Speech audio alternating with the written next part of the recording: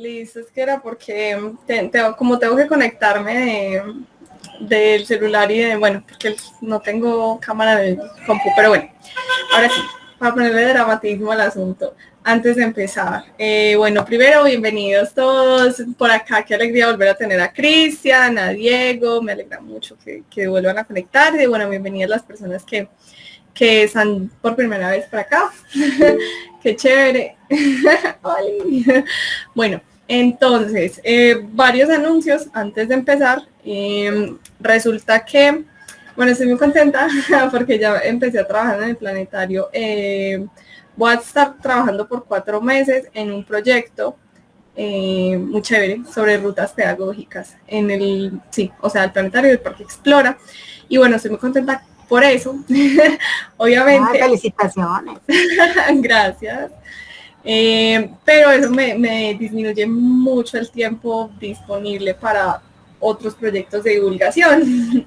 Eso incluye Caos, ¿cierto? Entonces, la idea no es pausar Caos, para nada es pausar Caos, porque esto ya es un proyecto muy bonito, ya tiene mucha acogida, no los quiero abandonar obviamente, pero sí me voy a ver como muy limitada para muchas cosas, porque esto siempre requiere su tiempo, el estar haciendo publicidad, el estar gestionando invitados, el conectarse, bueno, un montón de cositas siempre requieren un trabajo. Entonces ya tenemos por acá un compañero muy juicioso que viene estando pendiente de las cosas de Caos desde hace varios meses ya, nos ayuda con las grabaciones, también es muy buen divulgador, estudiante de astronomía también súper crack, entonces los voy a dejar completamente, prácticamente en manos de él, mientras yo pues puedo volver a estar acá, porque siempre van a ser 4 meses bastante intensos para mí laboralmente y pues no me da realmente. Trataré pues como de conectarme y toda la cosa, pero en realidad el tema de la logística, de comunicación por redes, publicidad, estar reescribiéndoles por el grupo de WhatsApp, toda esta cosa, se va a encargar él por un tiempito, mientras yo termino esto. Bienvenido. Entonces, quedan súper en buenas manos.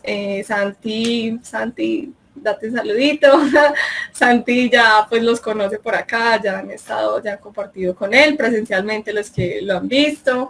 Y bueno, si ahorita Santi puede saludar, aunque como él graba, no sé si podrá. Pero bueno, ese era como un anuncio por ahí que quería hacer, pero bueno, yo sé que quedan en súper buenas manos. Igual pues por acá voy a estar, solo que no tan disponible, pero igual voy a estar por acá. Entonces la charla de hoy es un poquito mi despedida temporal, mi despedida por unos meses, pero bueno, por acá seguiremos haciendo otras 1000 cositas, por ahí seguiré haciendo 1000 cosas en el planetario. Y bueno, para que se conecten también a las otras cositas, a los otros proyectos con los que andamos por ahí, con Hermes, con Prometeo, bueno, 1000 cosas. Y bueno, ahora sí, el tema de hoy que nos trajo, ¿cierto? Que es, bueno, la Tierra, un oasis cósmico.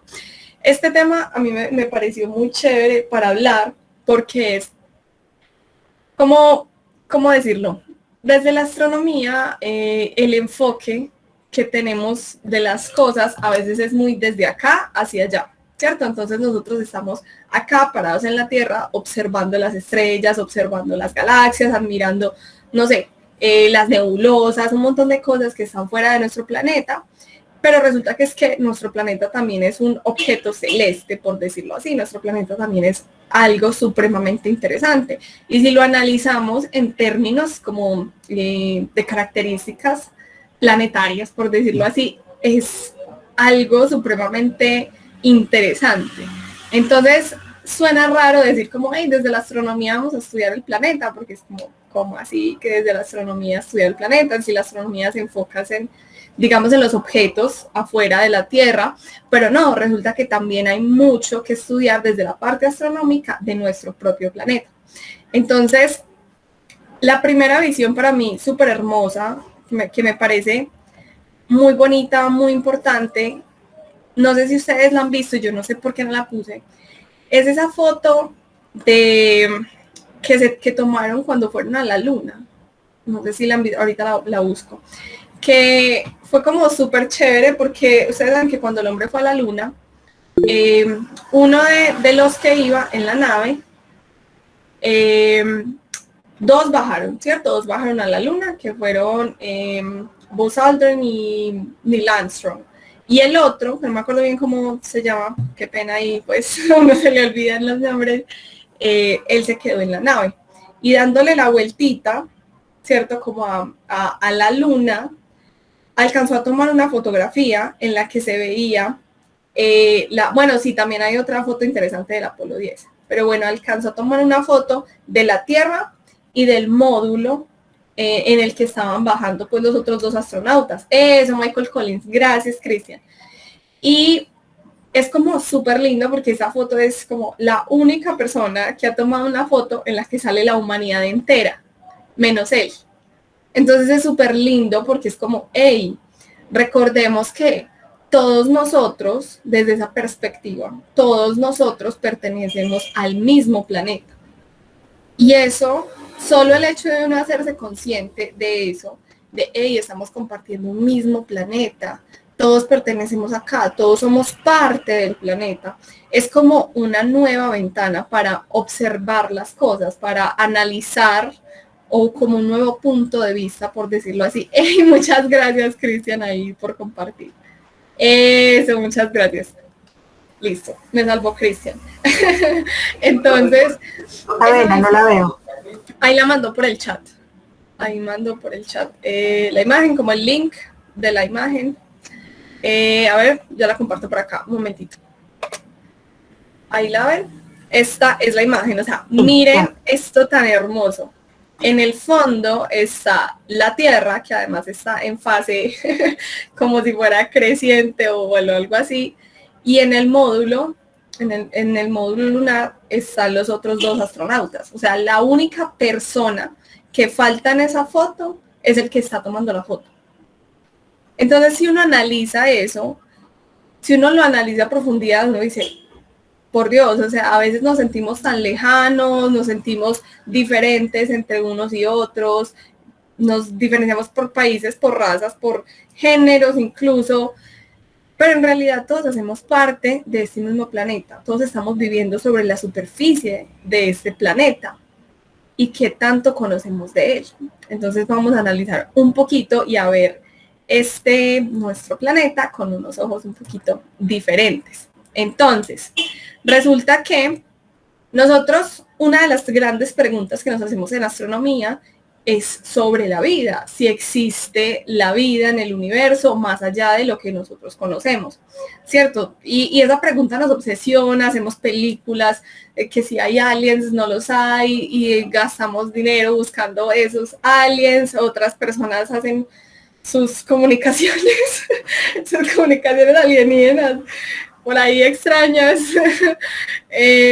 y todo con respecto al tema. Pero resulta que en la búsqueda seria de vida en el universo nos encontramos con un problema muy grande, ¿cierto? Que ya lo hablamos acá en la sesión anterior de Caos, y es, ¿qué es la vida en sí? Me tumbé el audífono ahí. ¿Qué es la vida en sí? ¿Cierto? Primero, partimos de que no tenemos súper claro qué es la vida en sí. Pero bueno, si definimos la vida como algo que ya hemos hablado acá, como el tema de algo que hace metabolismo, por decirlo así, que tiene la capacidad como de reproducirse,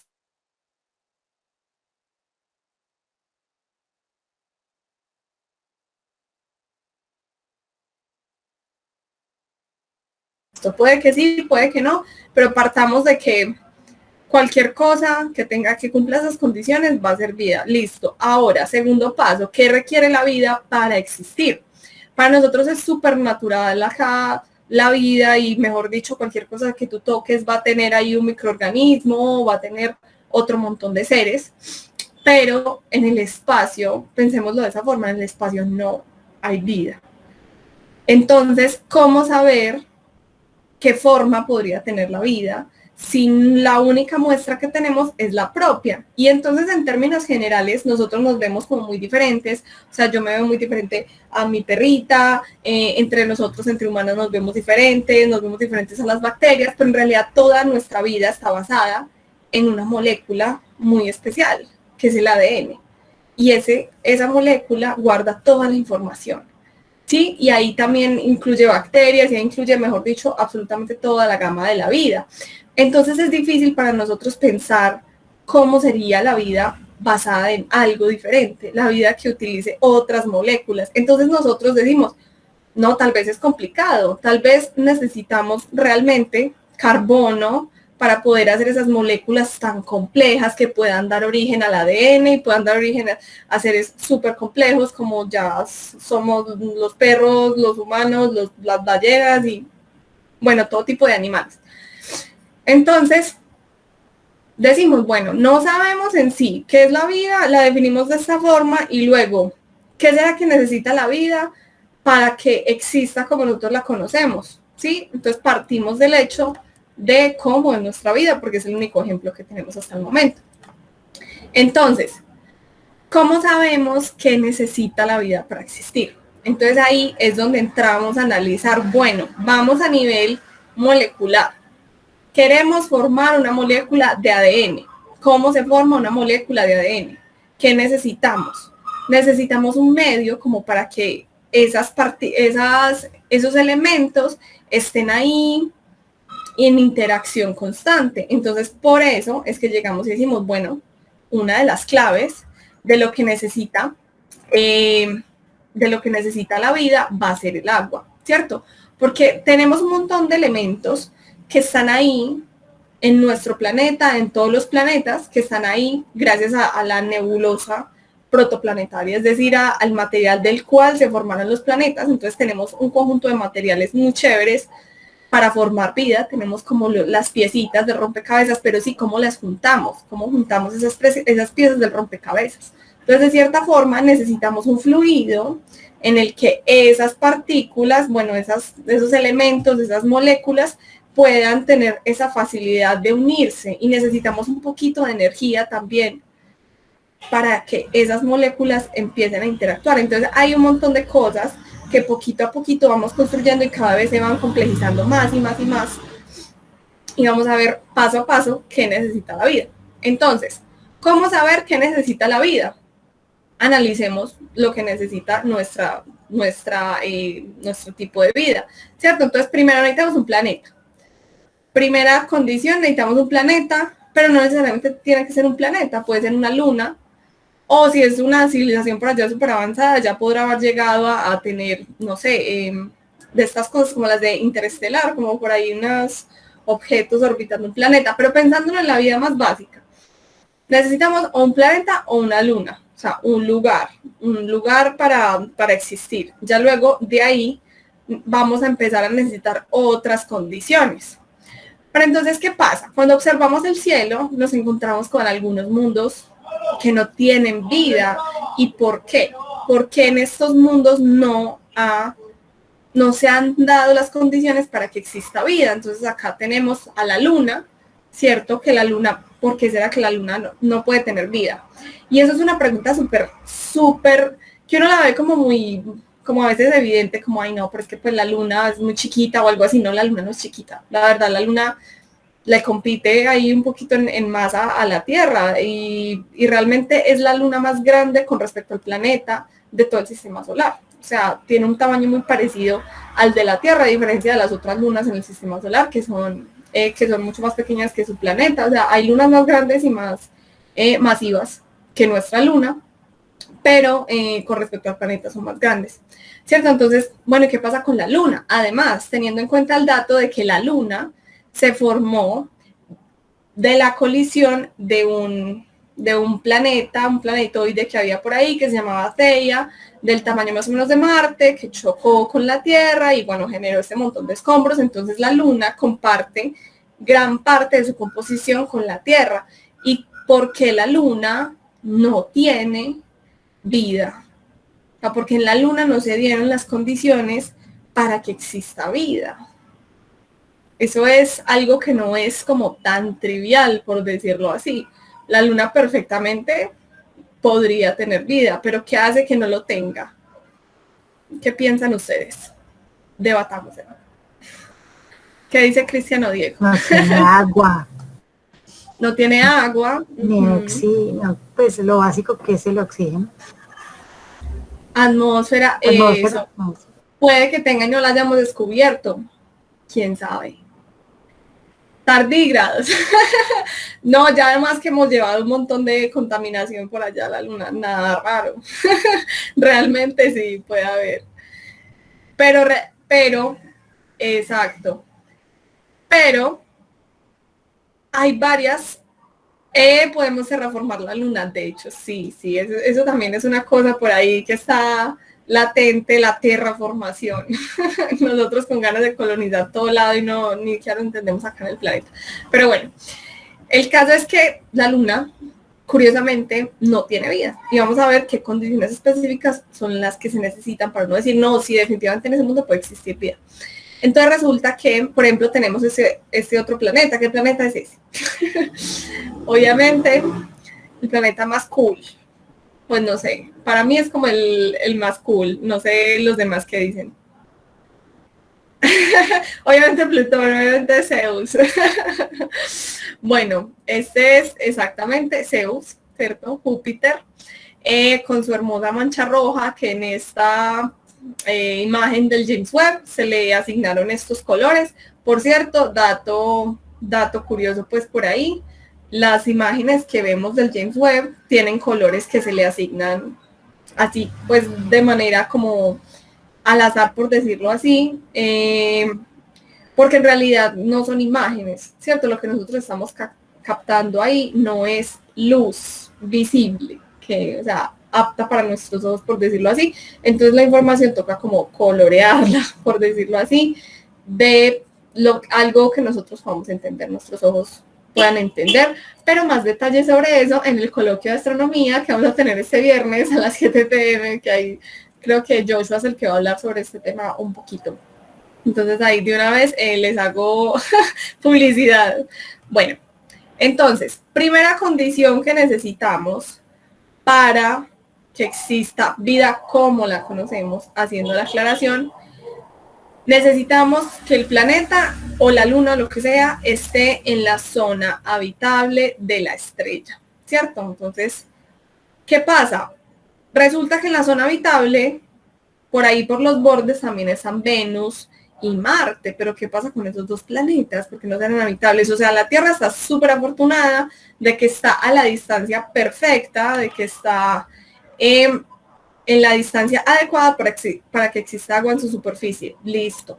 Pero resulta que Marte y Venus también podrían estar en la zona de habitabilidad, por decirlo así. O sea, están como en todo el bordito, pero realmente podrían caber en la categoría y tener efectivamente agua líquida en su superficie. Pero es que ahí nos vamos un poquito a los extremos, ¿cierto?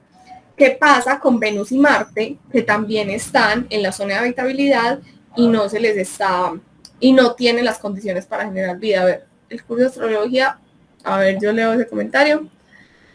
Una vez en el curso de astrobiología descubrí algo sobre la zona de habitabilidad y es que Ricitos de Oro no solo depende de la estrella, sino de las condiciones del planeta. Exacto, muchas gracias, Cristian. A eso quería llegar justamente. Entonces, Venus y Marte, aunque están en la zona de habitabilidad, tienen unas condiciones muy específicas que hacen que no sea tan chévere para la existencia de agua líquida. Y es que resulta que sí, la Tierra está en la zona de Ricitos de Oro, pero es que la Tierra tiene una ayuda especial. Tiene la ayuda de que posee una atmósfera suficientemente gruesa y de los componentes adecuados para que no sea tan caliente y tan densa como la de Venus, pero para que tampoco sea tan delgada y tan, o sea, tan, ¿cómo es que se dice? Bueno, sí, delgada y poco densa como la de Marte, por ejemplo. Entonces tenemos el extremo del efecto invernadero exagerado, que es el de Venus, que es el calor impresionante, que absolutamente nada no puede existir agua líquida en esa superficie, nada puede soportar tanta presión que hay en la superficie de Venus, pero por otro lado en Marte, pues sí tiene una atmósfera suficiente como para que pongamos un dron allá a volar, pero no es suficiente para retener calor, mientras que la Tierra, además de que está en la zona de habitabilidad, tiene esa cobijita perfecta para mantener el agua líquida en la superficie, que es la atmósfera. Pero entonces, ¿qué pasa? Bueno, Ricitos de Oro, la Tierra, súper afortunada, encontró específicamente la sopa de la temperatura que la necesitaba.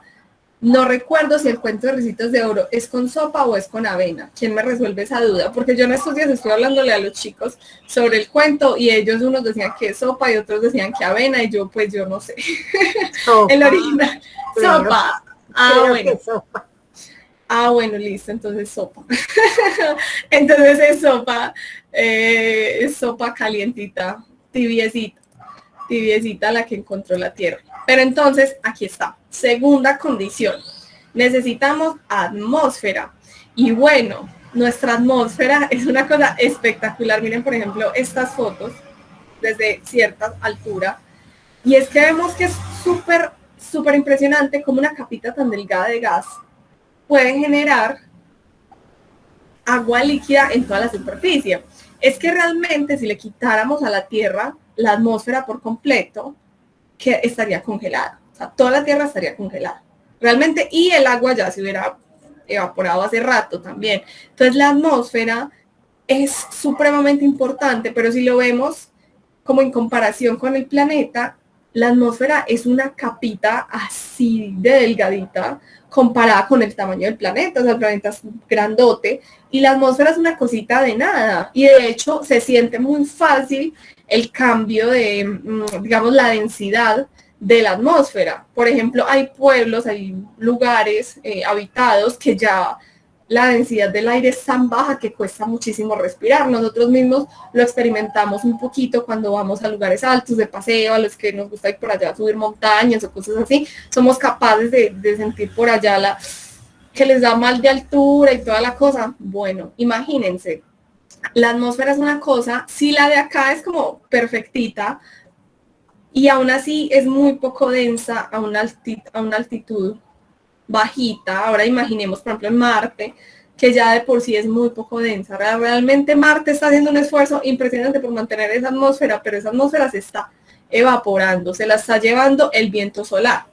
Y nosotros acá tenemos la ventaja de contar con una atmósfera suficientemente estable en el tiempo como para permitir la existencia de agua en la superficie, pero claro, no es la primera atmósfera que ha tenido nuestro planeta. Nuestro planeta en su inicio tenía una atmósfera un poquito más parecida en composición a la de Venus y a la de Marte, que es como mucho dióxido de carbono. En este momento nuestra atmósfera tiene mucho nitrógeno, tiene oxígeno, y vamos a ver más adelante por qué el oxígeno está en nuestra atmósfera. Entonces, bueno, ya la atmósfera tiene como sus varias capitas. Tenemos la troposfera primero, estratosfera. Bueno, por acá están los meteoros, los que nos encanta para época de lluvia de meteoros. Estos, miren, se queman bastante altico ya, de 80 a 90 kilómetros. Y ya, por ejemplo, en esta parte realmente se empieza a volver muy delgadita ya la atmósfera. O sea, casi que todo lo que nosotros utilizamos está en esta primera parte, o sea, en los primeros 18 kilómetros. ¿Qué son 18 kilómetros comparados con el diámetro de la Tierra, que son 13.000 kilómetros? O sea, imaginemos eso, 13.000 kilómetros, y en los primeros 20 kilómetros se adelgaza un montón. O sea, realmente la atmósfera es muy delgadita, no nos alcanza a imaginar qué tan delgadito es. Pero bueno, resulta que hay otro ingrediente importante para la temperatura del planeta, para las condiciones del planeta. Y esta va a ser una tercera condición que es un poquito insospechada. ¿Qué es esto? ¿Qué es esto que hay en esta foto? ¿Qué se ve ahí?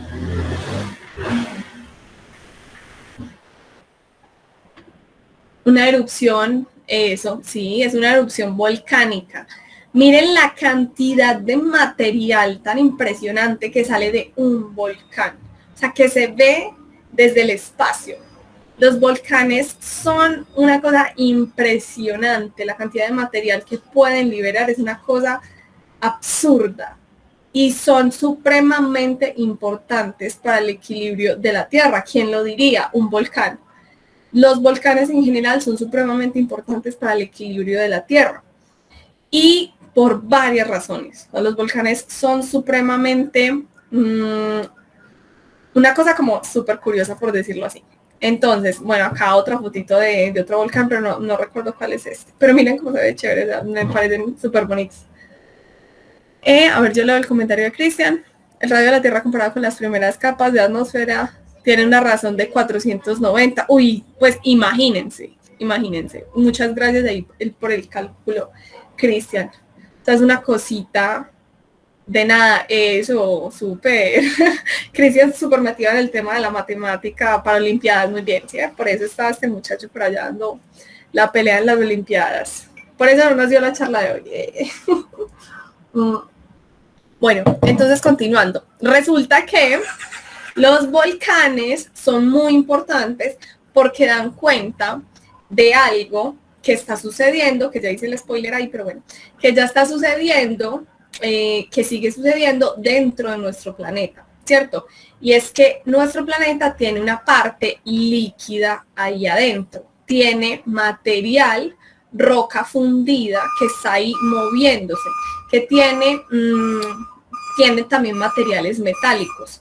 Y eso suena muy raro que sea tan importante, pero en realidad es supremamente importante. O sea, la actividad tectónica, la actividad geológica de un planeta o de una luna o de lo que sea es supremamente importante también para la existencia de vida en ese planeta, porque permite la existencia de un campo magnético. Entonces, relación que a veces uno no se imagina entre volcanes y campo magnético, y es que los volcanes nos muestran ese material que está allá adentro, arremolinándose, generando como ese flujo magnético, llamémoslo así, generando como ese campo que a escalas grandes se comporta como un imán.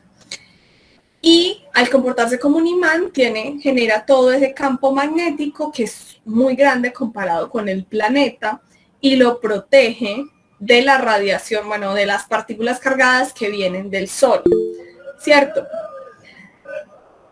Sí, exacto, muchas gracias, Cristian. Los volcanes y el mini vulcanismo, bueno, no había escuchado esa palabra. También hicieron gran parte en crear el caldo primitivo de la vida. Exacto, muchas gracias. Exacto, los volcanes también son importantes por ese lado. Bueno, sí, pero los volcanes son súper importantes también en esa parte, en generar esa fuente de energía primordial para las primeras, no sé, las primeras moléculas complejas que existen. Ah, bueno, te lo inventaste. Ah, bueno, está bien. Listo. Entonces, ese material que está líquido en el interior de nuestro planeta es el que, o sea, que aún se conserva líquido ahí moviéndose lentamente, es el que genera el campo magnético de nuestro planeta. Y esta relación es un poquito más insospechada que la relación de la distancia con respecto a la estrella, porque es que no hablamos tan directamente de esto. Y por ejemplo, entonces, ¿qué pasa con Marte? Porque no tiene campo magnético, que pesar de Marte, porque es que el hecho de que no tenga campo magnético es lo que hace que su atmósfera sea tan delgadita, que realmente sea irrespirable, por decirlo así, no solo por su material, sino por la baja densidad. Entonces, ¿qué pasa ahí? Porque nuestro planeta tiene campo magnético y Marte todavía no lo tiene. Realmente en este punto de la existencia no tenemos muy claro un montón de cosas, ¿cierto? Todavía las estamos explorando, bueno. Pero también resulta que parece ser que hay una relación importante entre la masa que tiene un planeta y ese campo magnético, pero bueno, también es importante la composición y otras cositas externas. Entonces son un montón de variables las que entran a jugar ahí. Lo importante en este caso es que el planeta no haya solidificado completamente todo su interior. Si el planeta ya, o la luna o lo que sea, ya está como sólido completamente por dentro, pues no va a tener, digamos, esta actividad esta actividad tan constante en esa parte, pues en el interior del planeta, por decirlo así, ¿cierto? Entonces, lo que sucede ahí es que cuando un planeta o una luna se enfrían, pues simplemente se apaga su campo magnético. Pero ¿cómo así que se enfrían? Y es que antes estaban calientes. Pues resulta que sí, porque como ya sabemos, ya lo hemos hablado un poquito acá, los planetas, las lunas, bueno, todo, en general todo se forma por acumulación de material, acumulación de material, acumulación de material. Y al inicio, esta acumulación de material puede no ser muy violenta, son unos cuantos granitos ahí sumándose, choques que llamamos inelásticos, es decir, que algo choca y se queda pegado y sigue orbitando. Y bueno, en un inicio, así se van formando las primeras roquitas. Pero luego ya los objetos, o sea, los planetesimales o planetoides que se van formando, chocan violentamente entre sí, chocan y chocan y chocan, y todo el tiempo, todo el inicio y todo el nacimiento de un planeta se da por medio de choques por todo lado. Entonces material cayendo, y luego cuando está formado sigue recibiendo golpes y todavía sigue recibiendo golpes. Pero esa energía de esos golpes se mantiene aún en forma de calor, por decirlo así, ¿cierto? O sea que en realidad todo en el universo siempre es como un intercambio de energía. Entonces ese calor queda remanente de cómo se formó el planeta, y eso hace que el planeta esté activo y genere el campo magnético que lo protege también, y bueno, permite que tenga una atmósfera suficientemente densa y que tenga a su vez entonces la temperatura adecuada para que el agua pueda estar líquida en su superficie. Entonces, como vemos, son como 200.000 condiciones las que se necesitan para que un planeta tenga específicamente las condiciones como las que tiene el planeta Tierra, si es que queremos buscar vida parecida pues como a la nuestra. Pero resulta que por ahí hay otro elemento muy importante, que es la lluvia.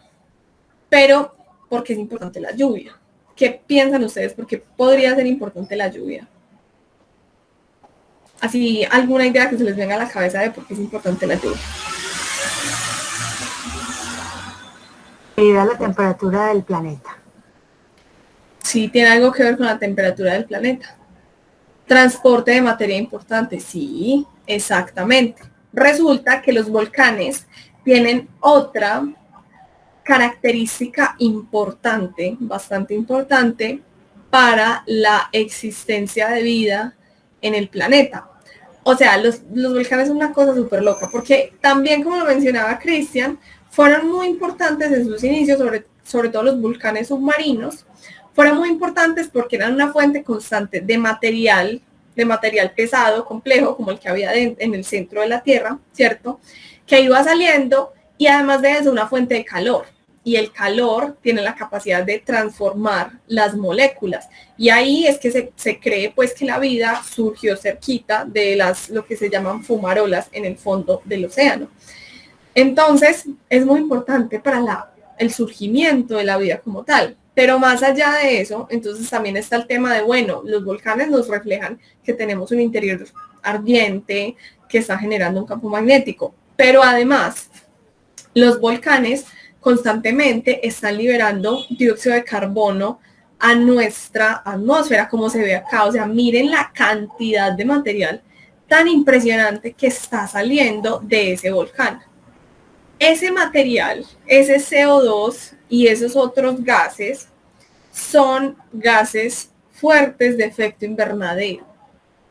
Y nosotros en este momento estamos como, no, cambio climático, dióxido de carbono, no, tenemos que bajar las emisiones, y por allá un volcán liberando no sé cuántas toneladas de dióxido de carbono en una sola erupción. Y es verdad que nuestras emisiones son bastante fuertes de dióxido de carbono, sí, son una cosa supremamente impresionante, pero los volcanes también no se quedan atrás. Y de hecho hay unos cuantos que le llaman como los 7 magníficos, si no estoy mal, o los 8, bueno, no me acuerdo bien, que solo uno de ellos, con la cantidad de material que expulsan, puede generar hasta un invierno de varios años. Hubo uno, creo que se llama el volcán Tonga, si no estoy mal. Bueno, me corrigen si alguien por ahí de pronto que vio planetarias o está viendo planetarias o algo así, se acuerda. Ese volcán liberó tanto material a la atmósfera que generó un invierno de 6 años. Entonces, digamos, botan elementos de efecto invernadero a la atmósfera, pero a la vez también cubren toda la superficie, entonces hacen que no llegue el sol, entonces generan como un invierno. Pero a la vez este material también es importante porque como que tiene una función de enriquecer, por decirlo así, los materiales que hay en la atmósfera. Entonces, ¿cómo así? ¿Qué es esta relación tan rara? Y resulta que hay un mecanismo súper interesante que tiene la Tierra para autorregularse, digamos, en periodos largos. Entonces, tenemos que los volcanes liberan mucho dióxido de carbono a la atmósfera, mucho, y tiene épocas en las que si hay varios volcanes activos, la cantidad de dióxido de carbono aumenta un montón, impresionante. Pero tenemos un mecanismo súper importante que ayuda a que baje ese dióxido de carbono, y ese mecanismo es justamente la lluvia. Entonces, cuando salgamos a probar así la lluvia, no sé, bien poéticos, pensemos que eso trae un montón de moléculas ahí atrapadas, ¿cierto? Que coge arriba la nube, trae puras moléculas complejas atrapadas de gases un poquito fuertes, y bueno, entonces la lluvia es un mecanismo justamente para bajar las concentraciones. Exacto, esos ciclos también traen estabilidad a la biosfera. Perfecto, muchas gracias. Exacto, entonces realmente la lluvia es un mecanismo supremamente importante para bajar, por decirlo así, esos gases que están concentrándose allá arriba. Y resulta que es que hay un ciclo, nosotros solemos ver en la escuela, en el colegio, el ciclo del agua, pero resulta que hay otro ciclo muy importante que es el ciclo carbonato-silicato. Y este ciclo nos habla de cómo constantemente se está reciclando el material en la tierra, y eso es algo súper bonito. Entonces, en ese sí quiero que lo veamos un poquito como más despacio. Resulta que ese material caliente que está este ciclo mantiene la temperatura constante. Exactamente, Cristian, muy bien.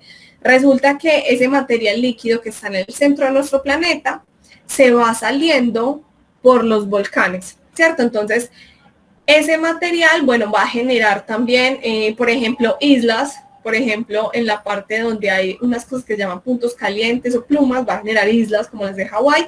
Pero bueno, si están en tierra, cuando chocan dos placas tectónicas, si están en tierra, vamos a tener esta situación en la que, bueno, sale magma y salen ese montón de gases que vimos en esa otra foto satelital, dióxido de carbono y, bueno, un montón de cosas. Esto alcanza a llegar hasta las nubes, y de ahí ya la lluvia tiene un papel súper fundamental porque vuelve y baja como todos esos elementos. Entonces, estos gases calientan la atmósfera, pero mientras más dióxido de carbono haya, más lluvia hay, ¿sí? Entonces la lluvia baja nuevamente ese carbono a la tierra, y ese carbono se va de nuevo al fondo del lecho marino, sobre todo, vuelve como al piso, y como las placas están en constante movimiento, una se está metiendo debajo de otra y así sucesivamente, este material finalmente termina regresando en muchos millones de años, termina regresando de nuevo al interior del planeta. Entonces es algo como súper bonito tratar de analizar como todo ese proceso tan complejo que hace la naturaleza. Eso ni siquiera requiere vida para nada, no requiere árboles, no requiere nada, es un proceso que hace la Tierra naturalmente por su geología, solamente por geología. hace este proceso. Y es un proceso que permite que la temperatura del planeta sea aproximadamente constante. Con esto no me refiero a últimamente, ¿cierto? Sino a milenios, a millones de años, que la temperatura del planeta se ha mantenido aproximadamente igual. Ha tenido sus eras de hielo, pues como sus glaciaciones y otros momentos un poco más calientes, en la que la temperatura está un poco más caliente, pero siempre tiene ese ciclo de regularse. Entonces aumenta la temperatura, aumenta la lluvia también, entonces la lluvia ya baja la cantidad de dióxido de carbono y eso hace que haya frío.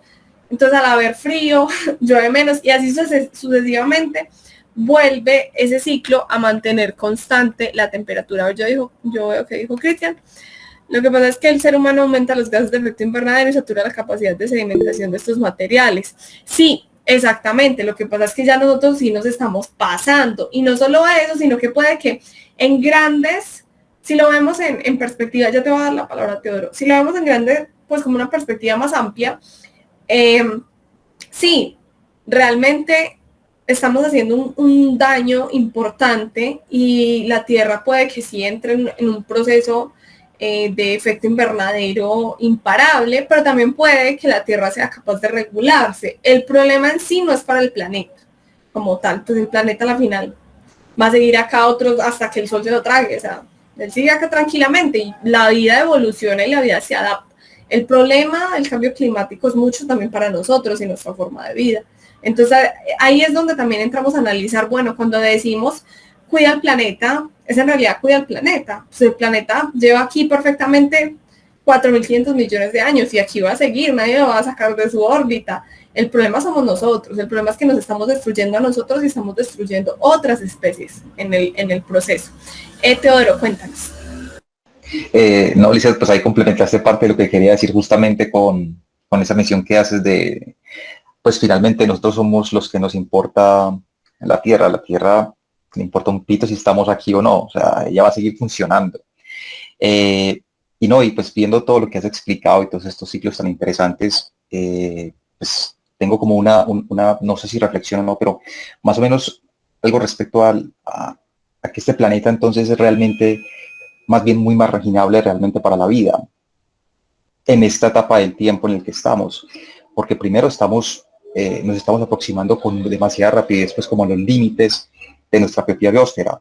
Entonces, pues, cuando combinamos todos los factores de lo que realizamos día a día, nuestra tecnología, que es pues en gran parte la que magnifica todos estos efectos que vemos hoy en día, pues lo hacen un poquitico menos habitable, porque si uno empieza a rebobinar en el tiempo, y si nos llevamos, por ejemplo, no sé, hace 300 millones de años, en el periodo carbonífero, la biomasa que tenía la Tierra en ese entonces era mucho más alta que la biomasa que tenemos hoy en día.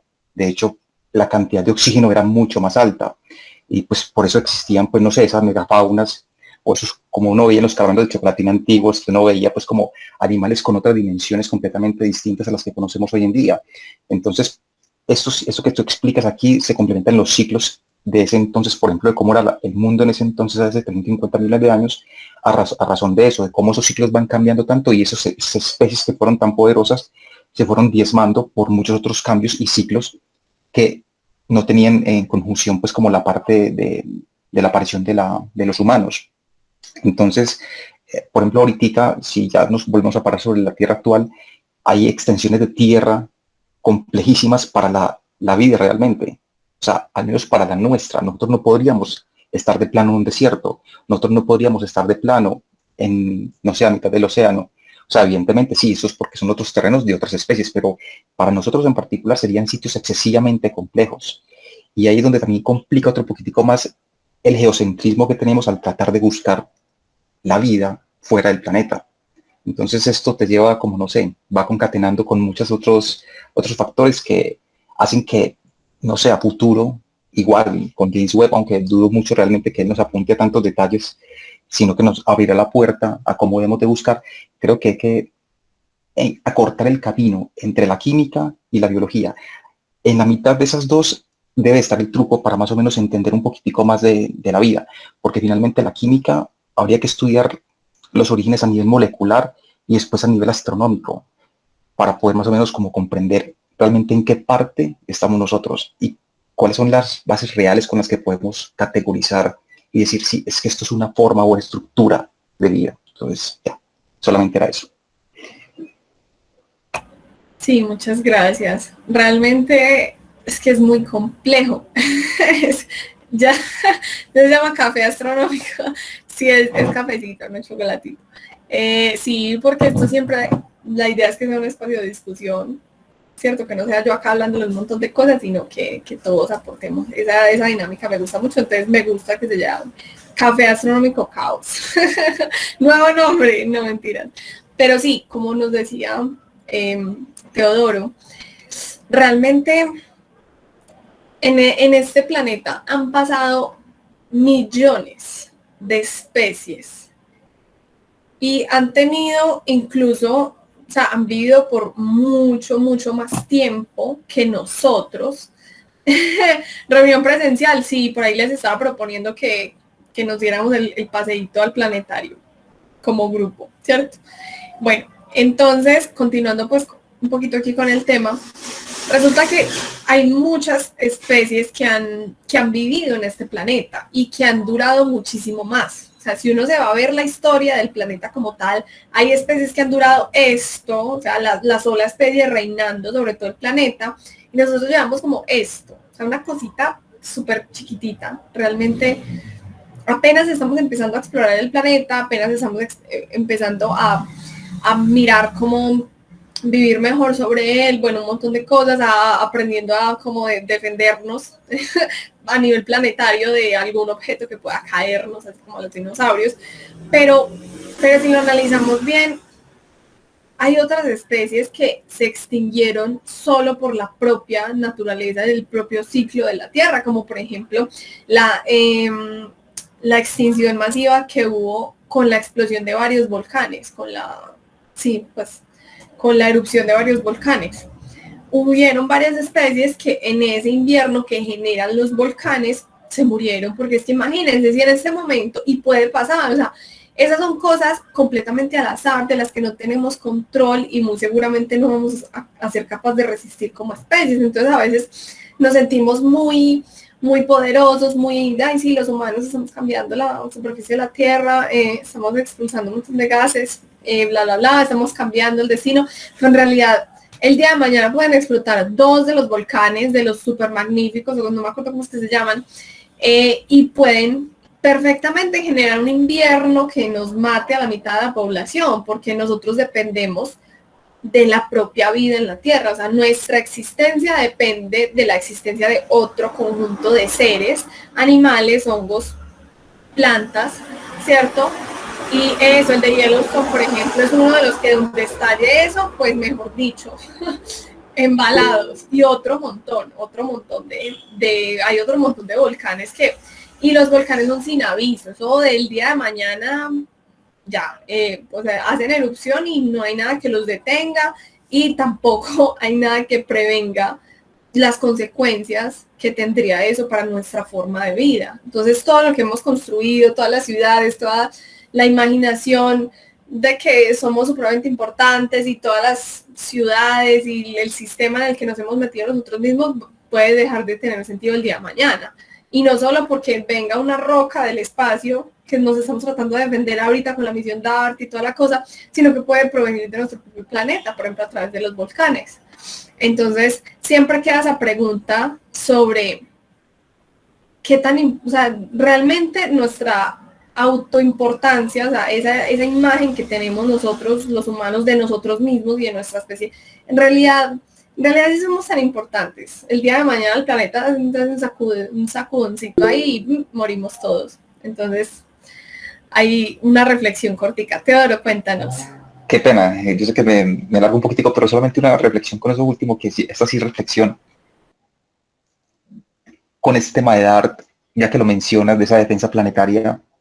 No sé si de pronto, pues es algo más bien como filosóficamente bonito, de cierta manera. No sé si ustedes lo detallaron o no sé qué tanto fue el alcance que le dieron a la misión DART, pero esta es la primera vez que los seres humanos logran cambiar la dinámica de cómo se comporta el cielo, porque fuimos capaces de pegarle un objeto a n cantidad de millones de kilómetros y cambiar las trazas que ya estaban, entre comillas, llamémoslas así, dictadas en la mecánica celeste. Es primera vez que los seres humanos son capaces de hacer algo como eso, y eso me pareció realmente brutal. O sea, no sé cómo, no sé de qué otra forma pues explicarlo, pero realmente es algo que nuestros antepasados veían el cielo y no podían llegar a él, simplemente sacar conclusiones, no sé, maravillarse con él como lo sigamos hasta ahorita. Pero ahorita ya me parece que esto es un hito excesivamente profundo para este momento en el que estamos en la Tierra. Sí, realmente lo es. Realmente es un hito impresionante porque hemos pasado de eso, observar el cielo, tratar de entender esos comportamientos, luego entender que la luz de esos objetos nos trae información y que somos capaces de saber qué pasa con esos objetos, cómo se mueven, de qué están hechos esos objetos, que ahí fue que empezó la astrofísica y ahora somos capaces de ir hasta esos objetos, como las misiones espaciales, y ahora no solo ir hasta esos objetos, sino también modificarlos, o sea, modificar su trayectoria. Eso es impresionante y la verdad, si no nos mata un volcán o un meteorito o algo por ahí, realmente la humanidad tiene un futuro muy bonito, muy brillante si utilizamos bien nuestros recursos no solo pues de la tierra, lo que le podemos explotar, sino nuestros recursos mentales, por decirlo así. Utilizar los talentos de todos diferentes. Para todo necesitamos todas las profesiones y todas las ideas y todas las mentes construyendo y pensando en nuevas cosas e imaginando el futuro, imaginando qué queremos construir, a dónde queremos llegar.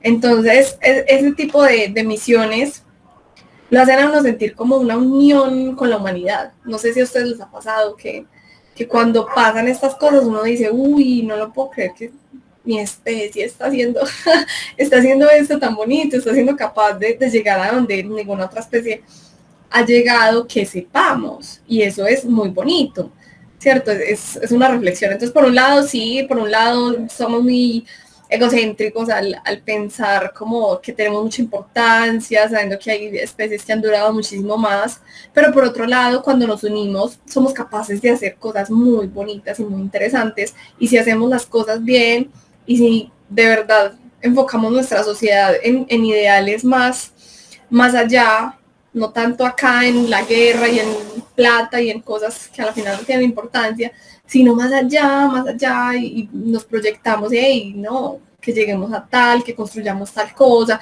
que aprendamos tal cosa, que podamos pensar todos como humanidad en crecer, en hasta salir del planeta, en generar cosas bonitas y cosas bonitas para las siguientes generaciones. Yo creo que tengo la fe en esta humanidad de que vamos a lograr algunas cositas bien chéveres por ahí. Entonces, bueno, muchas gracias ahí, por la reflexión. Voy a adelantar aquí un poquitito a este otro tema que me parece súper loco, y lo saqué, me robé esta idea por ahí bien robada de esta serie One Strange Rock. No sé si lo han visto, si no lo han visto se los súper recomiendo, pero por favor, o sea, ahorita salen y se buscan esa serie, si tienen, eso es con Disney, bueno, si tienen Disney, súper, si no, eso está por ahí en internet, yo me la estaba viendo en internet. Entonces, bueno, resulta que además de los propios procesos de la Tierra que hacen que sea habitable, resulta que la vida también tiene un papel supremamente importante para mantener la vida sobre el planeta. Y esto a mí me parece una cosa absolutamente loca que uno dice, me vuela la cabeza. Y es que la vida surgió, como lo habíamos mencionado, en esas fuentes submarinas, donde había esos materiales complejos, donde estaba esa fuente de calor en el fondo, las fumarolas, listo, ahí empezó, ¿cierto? Empezó bajo el agua, porque el agua también proveía cierta protección, bueno, por un montón de cosas, empezó a desarrollarse, puros seres chiquititos, puros seres microscópicos, ¿cierto? Empezaron a desarrollarse, quién sabe cuánto tiempo estuvieron ahí, existiendo bajo el mar, bajo el agua, estos seres, y en su naturaleza, en su metabolismo, estos seres empezaron, o sea, en su metabolismo como material de desecho, empezaron a producir grandes cantidades de oxígeno y cantidades de oxígeno, pero no porque fueran, cada ser produciera mucho oxígeno, sino que eran demasiados de estos seres y eran tantos ya dentro del mar, dentro de, bueno, de los océanos, y necesitaban esa interacción con el medio que daba como desperdicio oxígeno, que entonces todo ese oxígeno empezó a acumularse, acumularse, acumularse y a subir, a salir del agua y empezó a subir hacia la atmósfera. Entonces la vida cambió la composición de la atmósfera como tal. La composición que tiene hoy en día la atmósfera, esa gran cantidad de oxígeno, por ahí, bueno, lo que les comentaba ahorita, nitrógeno, que no es puro dióxido de carbono como son, por ejemplo, la de Marte y la de Venus, es a causa de la propia vida. Y eso es un dato muy, muy interesante, porque hay una reflexión que hace Carl Sagan en, creo que es en Un punto azul pálido, que es como, ¿y si viniera un extraterrestre? ¿Cómo se daría cuenta que en la Tierra hay vida si no entrara al planeta, sino que se parara, se parqueara afuera, pues afuera del planeta y dijera, bueno, ¿será que acá hay vida? ¿Cómo saber que aquí hay vida? En este momento, bueno, ya tenemos por allá basura espacial, tenemos mucha contaminación lumínica en las noches, pero pensémoslo, hace 200 años, 200 años no es casi nada. Hace 200 años que no teníamos estas grandes ciudades, que no teníamos todavía cosas en el espacio, ¿cómo podría un extraterrestre saber que aquí hay vida? Y una de esas es que, bueno, ¿cómo se puede formar una atmósfera de oxígeno? Eso no es lo más cotidiano, no es lo más natural, porque, bueno, el oxígeno tiene unas características por el propio elemento como tal, y es que el oxígeno se le pega a todo, absolutamente todo. El oxígeno casi no se queda solo. Entonces el oxígeno es raro encontrarlo así como en esas cantidades tan impresionantes. Entonces ahí habría una, digamos, una característica que daría un poquito a entender que hay algún mecanismo en ese planeta que está generando esa cantidad tan impresionante de oxígeno. Ay, bueno, Cristian, ya se nos despide Cristian, chao. O ya se fue. Ah, bueno, ya salió. Bueno, entonces resulta que la vida en esa, digamos, en ese metabolismo generó esa cantidad de oxígeno. Y ese oxígeno empezó a subir en la atmósfera y llegó a la parte superior de la atmósfera.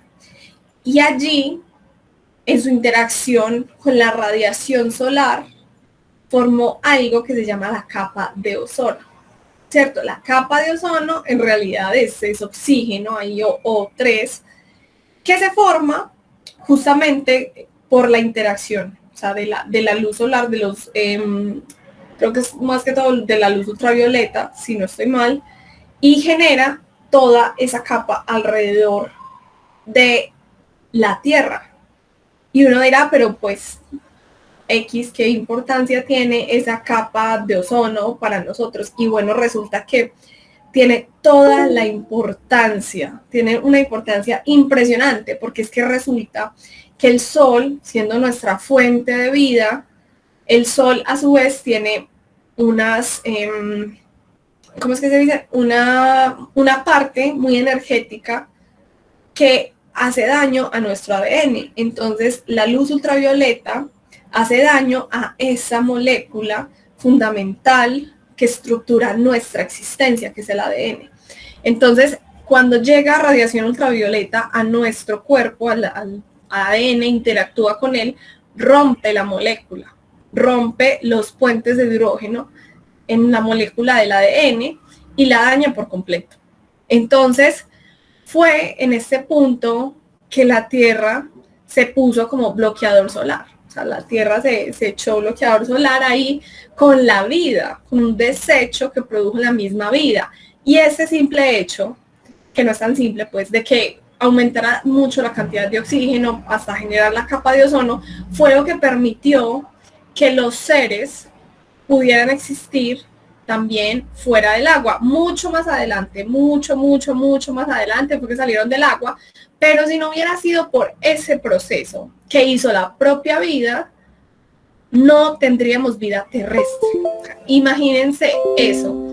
Toda la diversidad que nosotros como humanos somos capaces de observar sobre la superficie de la Tierra está generado gracias a la misma vida, porque permitió la existencia de la capa de ozono que no deja que pasen estos rayos dañinos que afectan nuestro ADN. Entonces ahí es que uno empieza a analizar y a decir, bueno, esto está impresionante, porque la propia vida retroalimenta ese proceso de que sigamos acá, de que sigamos acá. Entonces, la vida modifica también el planeta. Y si ahora lo vemos, volvemos a la imagen del extraterrestre ahí parqueado fuera del planeta hace 200 años, nuestro planeta, además del azul que tiene en el mar, que puede ser perfectamente natural, pues en los océanos, también tiene un verde fuertecito. Y a veces a nosotros como que se nos olvida que es que ese verde también es vida, que los árboles también son vivos, también están vivos. Entonces, ese verdecito que somos capaces de percibir, que se ve un poquito desde el espacio, también demuestra que hay vida en el planeta. Y esa vida existe gracias a esa capa de ozono. Entonces, ahí hay como un montón de piezas claves que una a una van encajando y van permitiendo que exista vida en nuestro planeta. Y es una cosa como que uno dice, pero por Dios, aquí, mejor dicho, pasaron como 200.000 cosas para que pudiéramos existir nosotros. Y sí, así fue. Nosotros somos parte de ese proceso constante de cambio que ha tenido nuestro planeta hasta que dio origen a nosotros, a los perros, a los gatos, a las mariposas y a otro montón de seres súper bonitos que habitan acá con nosotros. Y qué difícil será encontrar esas condiciones por allá en otros planetas. Y es porque nosotros somos hijos de esas condiciones, más allá que pensar como, ay, la perfección de que todo encaje. Sí, en parte sí, es la perfección de que todo encaje, pero es más que todo es nosotros vernos como parte del planeta como tal, como hijos de ese proceso. No es que sea como, ay, tan bonito que la Tierra está perfectamente hecha para nosotros, sino que es más bien al revés. Nosotros somos hijos de cómo está hecha la Tierra. A nosotros surgimos de esas condiciones específicas de la Tierra, por decirlo así. Entonces, esta es como, bueno, una imagen, algo así como del el tema de la capa de ozono en nuestro planeta, que es una cosa súper loca y súper importante. Y más allá de eso, también quería mencionar aquí, para terminar, un ciclo que a mí me pareció supremamente hermoso, que no sé por qué no puse la imagen, no la puse. Se me quedó en las otras diapositivas. Pero bueno, es una... No, es que es más, la voy a buscar, que me parece súper bonita, súper importante.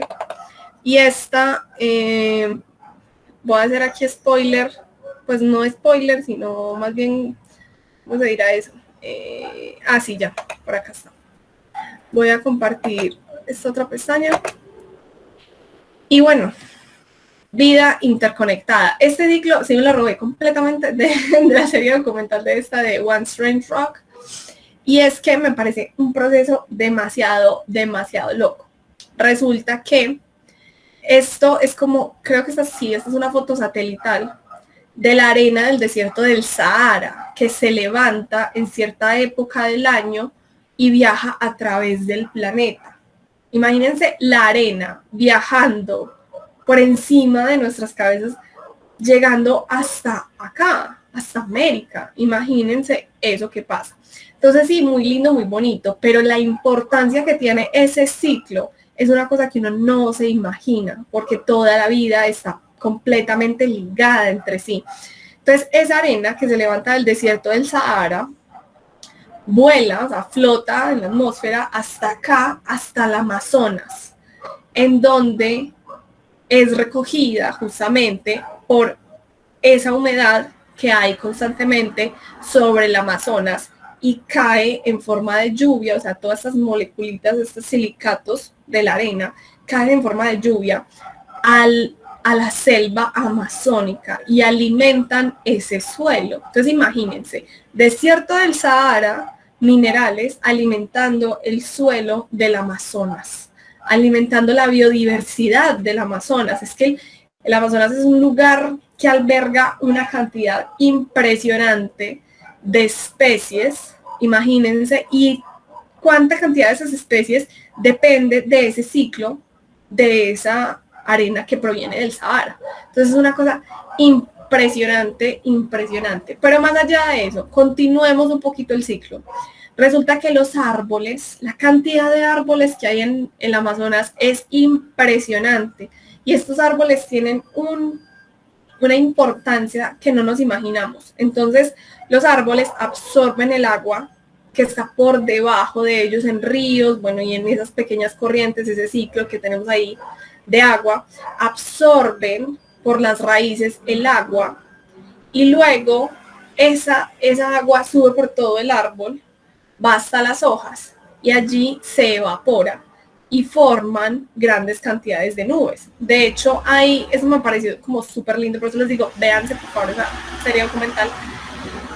Forman en el cielo, sobre el Amazonas, forman cantidades de nubes tan impresionantes que desde el espacio no es posible ver el Amazonas porque siempre está nublado, siempre tiene una cantidad impresionante ahí de gas, ¿cierto? Bueno, sí, de nubes, tiene una cantidad impresionante de nubes ahí, siempre tapándolo. Entonces, eso es súper loco porque es como que, no, sí, el Amazonas, ve que qué pasa ahí, que hay tanta cantidad de nubes. Resulta que se forma algo que es como una especie de río volador, ¿cierto? Que son puras nubes que cuando hacen esos timelapse parecen realmente ríos, porque son así fluyendo, bajando, como si fueran un río, solo que están compuestos de gas, de nubes. Y resulta que esto va viajando, ese río de nubes, que es un río mucho más ancho que el río Amazonas, imagínense eso, y ese río viaja hasta llegar a las montañas de los Andes, y ahí se convierte en lluvia. Entonces, miren todo ese ciclo tan bonito que hay solo en este pedazo que está aquí cerquita a nosotros, el Amazonas, los Andes. Esto es súper importante para el planeta entero. Pero resulta que hay otra cosa, el oxígeno que se genera también allí con los árboles. En el Amazonas hay tanta biodiversidad que todo ese oxígeno se lo respiran los propios seres que hay allá en el Amazonas. Entonces imagínense la cantidad de seres que están allí viviendo en el Amazonas, que se respiran todo ese oxígeno.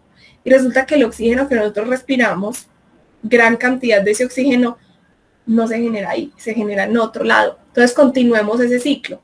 Después de que la lluvia cae en forma, bueno, sí, sabe que toda esa agua que está ahí en formita de nube cae en forma de lluvia.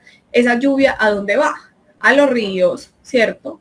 Entonces empieza a fluir, cae desde las montañas y empieza a fluir, y la lluvia tiene la capacidad hermosa y súper importante de generar, se me fue, erosión. Entonces lentamente el agua va arrastrando minerales de las piedras, bueno, y de lo que se van encontrando en el camino, y todo ese material termina cayendo al mar, ¿cierto? Todos los ríos, todas esas fuentes de agua terminan cayendo absolutamente todas al mar. Y todo ese material tan rico que sale de piedras y de un montón de cosas que el agua va erosionando, caen al mar. Y en el mar hay unos seres microscópicos súper importantes que consumen justamente esos materiales, consumen esos minerales que va sacando el agua de esas rocas. Esos seres se llaman diatomeas, y resulta que esos seres en esa, digamos, en esa, ¿cómo se dice? En esa supervivencia, ¿cierto? Entonces se alimentan de ese material. Digamos, el material que, ¿cómo fue que lo dije ahorita? el que sale de desperdicio de la reacción que tienen ahí metabólica, es oxígeno justamente. Entonces imaginemos eso, unos seres microscópicos que están en el mar son los que generan alrededor de la mitad del oxígeno que respiramos nosotros. Una cosa tan impresionante, y mirando todo ese ciclo que tiene que ver. Pero hay otro dato aún más curioso, y es que esos seres que se alimentan de eso y producen la mitad del oxígeno que nosotros respiramos, como todo el tiempo nuestro planeta está cambiando, lo que hoy es mar, ayer no lo fue. Y todo está en constante movimiento porque el planeta está vivo y el planeta tiene sus eras geológicas y todo. Entonces, resulta que cuando estas diatomeas, estos seres mueren, que mueren muy fácil realmente cuando se les acaba pues como el alimento, caen al lecho marino, caen al fondo marino. Y como vimos ahorita, el suelo está constantemente cambiando, una placa se hunde sobre la otra, bueno, y así sucesivamente. Resulta que lo que antes fue mar, hoy es desierto.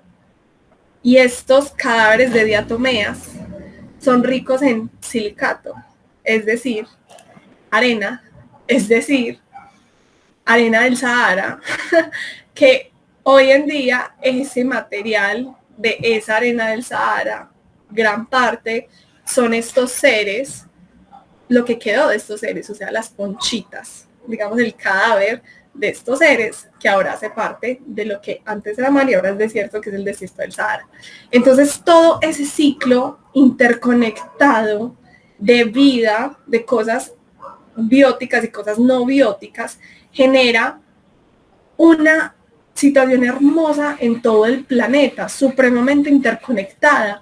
Y en este punto es que uno analiza y uno dice, el planeta funciona también como, de cierta forma, como un ser, como nosotros funcionamos. Nosotros somos un ser que está compuesto de otro montón de cosas pequeñitas y depende de un montón de ciclos y depende que la sangre circule de esta forma y depende que las células se comporten de esta forma, las de este lado de esta forma, de un montón de cosas. Y el planeta, a su vez, también tiene esos ciclos.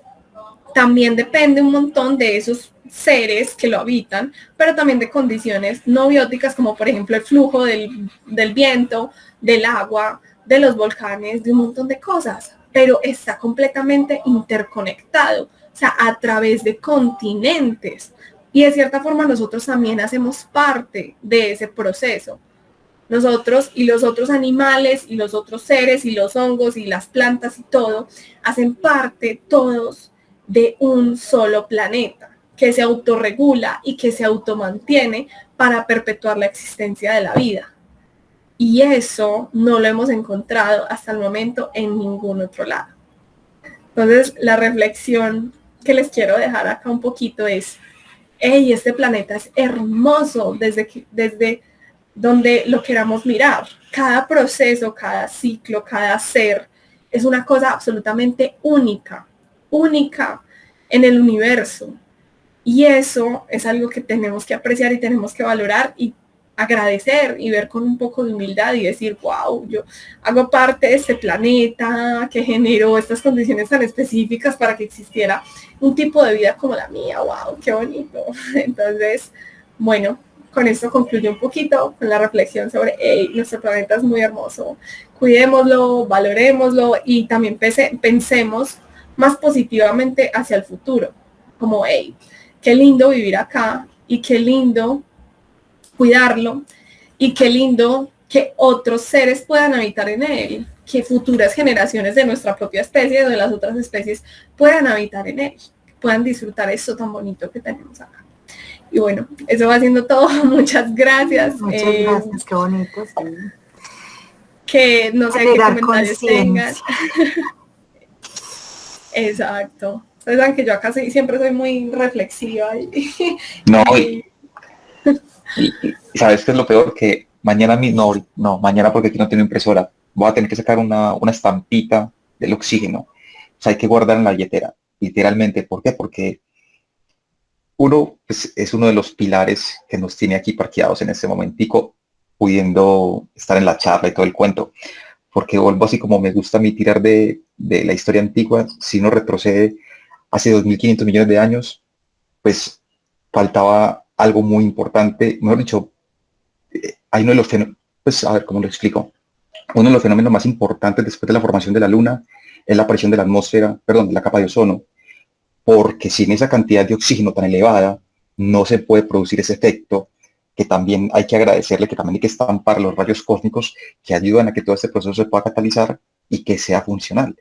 Porque cuando tú coges las rocas de hace 2000, no sé, 2.500 millones de años o algo así más o menos, la cantidad de isótopos en el azufre, por ejemplo, o ciertos minerales pues nos dan la idea o la lectura de que no había radiación, no había, ¿cómo se llama esto? No había pues, indicadores de radiación ultravioleta, lo que significa que cualquier otro ser en cierto punto de la historia, de la historia hubiese podido, pues no sé, morir por esa falta de oxígeno, como por ejemplo ahorita nosotros contamos la historia gracias al oxígeno.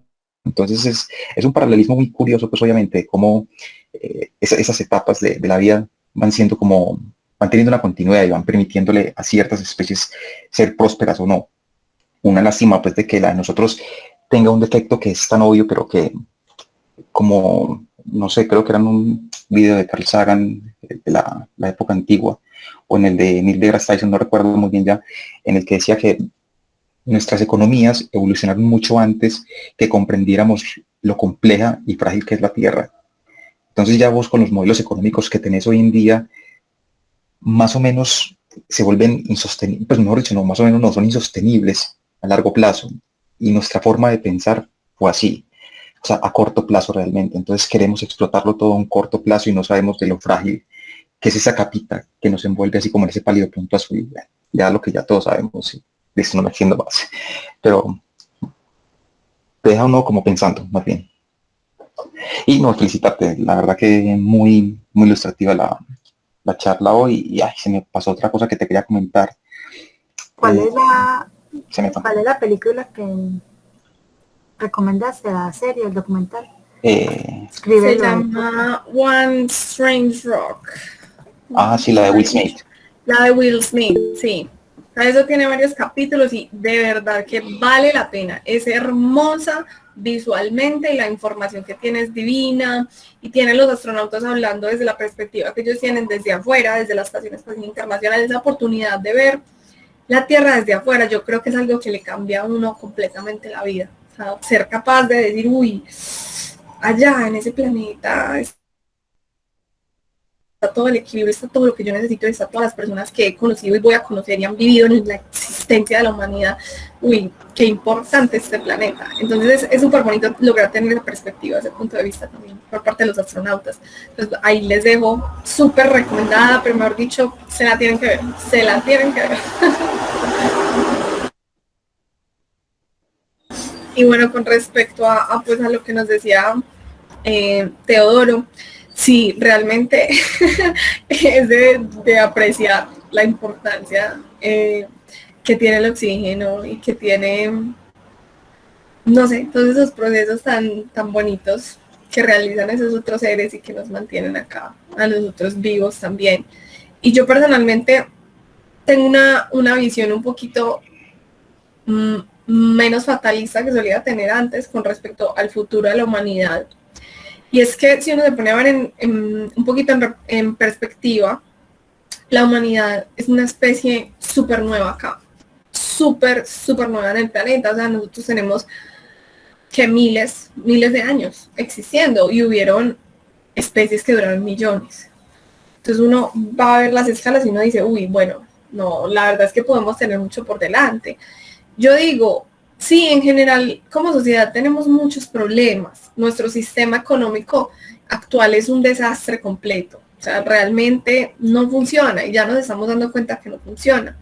Pero también yo creo que hace parte del camino ese ensayo-error y condenar completamente a la humanidad, como muchas veces hay muchas corrientes que en este momento están como, no, la humanidad no tiene sentido, pues hay mucho pesimismo en general, mucho no, nos estamos autodestruyendo, y es verdad. Y hay que ser conscientes de eso también para arreglarlo. Pero también tratar de ver un poquito de una forma un poco más compasiva y es como, hey, estamos empezando a tener una conexión global entre todos, estamos empezando a hablar diferentes idiomas, estamos empezando a ser capaces de conectarnos en cuestión de segundos con personas al otro lado de nuestro planeta, estamos siendo capaces de viajar en horas a la otra esquina de nuestro planeta. Estamos empezando a lidiar con toda esta situación, a lidiar con la exploración espacial y estamos cometiendo demasiados errores en el proceso y el humano todavía no se ha liberado de esa carga que es el ego, ¿cierto? Que es el querer ser más y tener más y acumular cosas y plata y bueno, no sé. Y estamos ahí atrapados y estamos un poquito estancados, pero a la vez estamos avanzando en muchas otras cosas que no se tenían antes, en derechos, en respeto por el otro, en respeto por los ideales ajenos. Estamos avanzando de a poquitos. A veces se ve como que no, pero si uno lo ve en retrospectiva, hemos avanzado un montón. Nuestra sociedad antes era mucho más violenta. Antes se mataban bebés a diestra y siniestra. Había muchas cosas muy, muy, muy horribles que sucedían y si uno revisa esa historia de la humanidad, ha sido muy cruel, muy dura. Y uno de cierta forma empieza a valorar los pequeños pasitos que estamos dando y eso le da a uno también un poquito de esperanza para decir, bueno, yo hago parte también de esta sociedad y yo quiero que la sociedad sea diferente y yo quiero aportar a que esa sociedad sea diferente y bueno, ¿cómo lo voy a hacer? ¿Cómo voy a empezar a cambiar un poquito las cosas? ¿Cómo voy a pararme en la raya a decir, no, las cosas no tienen que ser horribles, no, la sociedad no se tiene que ir rumbo al desastre, no tenemos que ser gobernados por los mismos ineptos de siempre. No tenemos que seguir aceptando este sistema capitalista que está destruyendo nuestro planeta. Podemos hacernos cargo de nuestro futuro y cómo lo vamos a hacer. Entonces la invitación es un poquito a una vista un poquito menos fatalista y más positiva, por decirlo así, de repensarnos la forma en la que estamos mirando nuestro propio futuro y verlo de una forma un poquito más brillante, viéndole el lado positivo, viéndole el vaso medio lleno y no el vaso medio vacío, por decirlo así. Así suena muy cliché y muy hablado, pero en realidad es una visión que puede ayudar un montón a que cada uno de nosotros empiece a tomar acciones para hacerse responsable de nuestro propio futuro, por decirlo así. Y esa es un poquito como la reflexión que quiero dejar por acá el día de hoy, hacernos cargo de nuestro futuro como personas y de nuestro futuro como especie y sobre todo, por ejemplo, las personas que quieren tener hijos, y qué lindo sería dejar un planeta chévere, bonito para las nuevas generaciones que vienen ahora adelante. Entonces, nada, eso es como un poquito el tema que quería tocar y bueno, no sé si tienen comentarios, si quieren contar algo, no sé, decir, ay, no, Liz, qué pereza usted siempre con las reflexiones, también es muy válido. Y preguntas, no sé. No, Bueno. todo súper bien. Pues es muy bacano reflexionar así sobre la vida y sobre todo que todavía tenemos un camino muy largo que recorrer. Y como tú lo mencionaste, a pesar de todos esos detalles que han sucedido, comparto en absoluto todo lo que acabas de decir con respecto a que este momento de nuestras vidas es por mucho el mejor, porque es que yo siempre coloco los ejemplos, no, es que, no sé, tírate a los años 30, que complique la vida en los años 30, tírate a la época no sé, la época de los romanos, los egipcios, o sea, nuestra civilización ha evolucionado a un punto excesivamente chévere. Lo que pasa es de que las redes sociales nos contaminan un poco y la percepción y la visión que tenemos del mundo parece que es agobiante, pero es todo lo contrario. El mundo ha cambiado en muchas cosas y lo ha hecho para mejorar.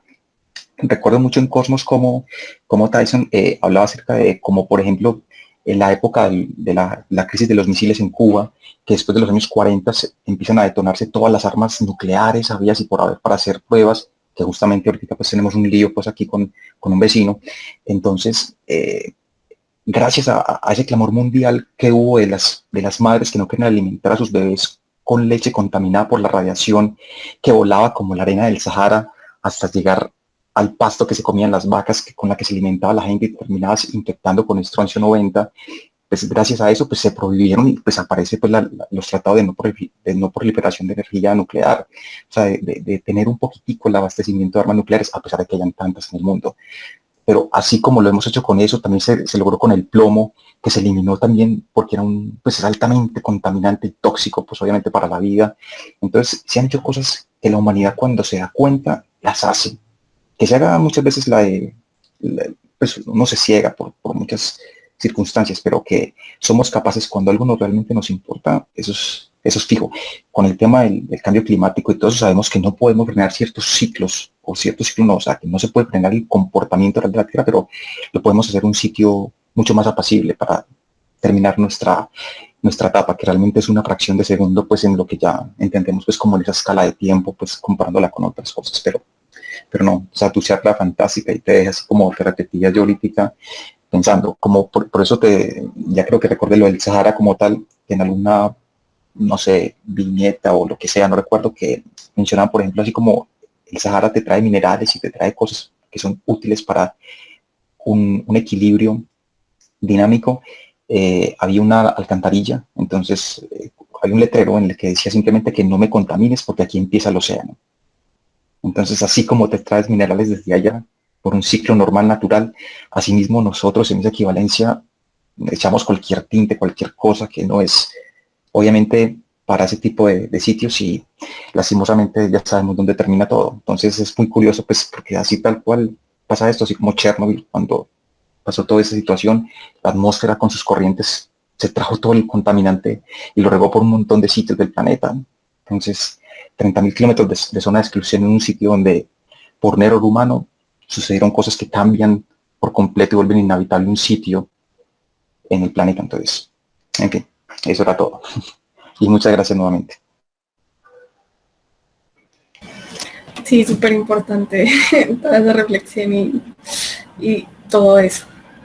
Realmente a veces subestimamos mucho como el poder de las acciones buenas y de las acciones malas que podemos realizar como individuos y como humanidad. Entonces, súper bonito realmente conocer como toda esa historia y como decías, sí, en los años 30 era un desastre en muchos aspectos, si nos devolvemos más es mucho peor. A veces hay muchos memes con respecto al tema de que muchas veces la gente dice como, ay, en un pasado era mejor, en un pasado era mejor, no sé qué, hasta que llegan las bacterias y dicen somos o sea, como no las bacterias, sino como los primeros seres que existieron, como, somos lo mejor, pues porque fueron lo primero. Pero en realidad es que a veces tenemos un poco esa visión por miedo al cambio de decir, ay, no, es que era mejor antes, es que era mejor antes, y ¿en qué?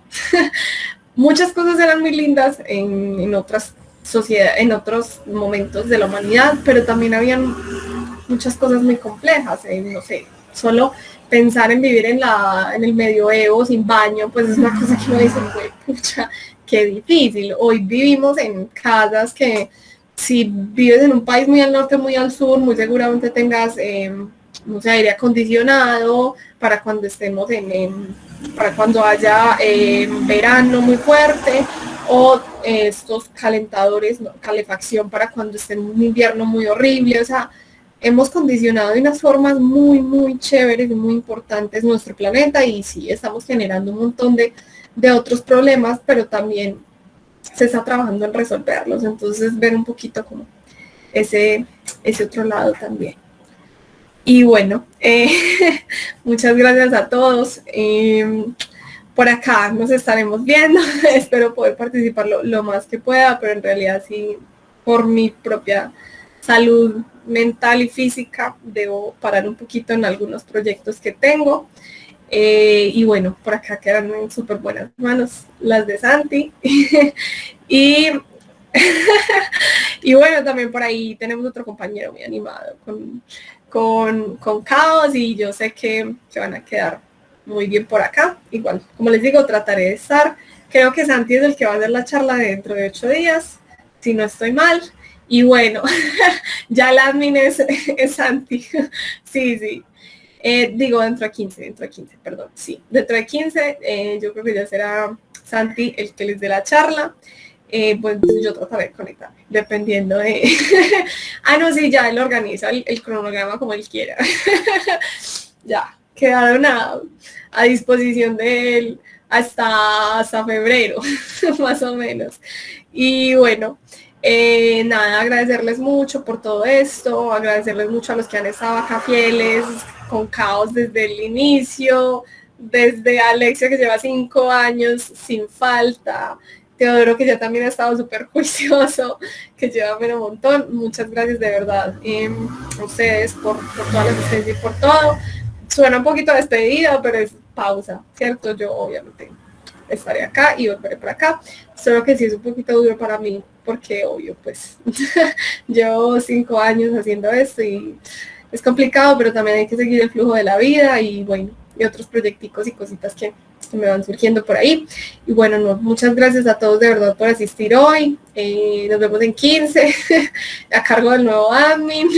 Cualquier comunicación y cualquier cosa por ahí. El nuevo admin estará súper a cargo. Y claro, muchas gracias, Alexia, por los buenos deseos. Y claro, por acá nos estaremos viendo, claro que sí. Bueno, así, feliz noche para todos. Igualmente, Liz, que estés muy bien y que te vaya súper en todo lo que piensas hacer del planetario. Excelente todo eso. Muchas gracias. Con mucho gusto. Chao. Hasta luego y una feliz noche. Igualmente, chaito. Gracias. Chao. Chao. Ay, nos vemos en Prometeo, no, en el coloquio. Que la masa por la aceleración me acompañe. Súper. Gracias. Recuerda coloquio este viernes. No, pues.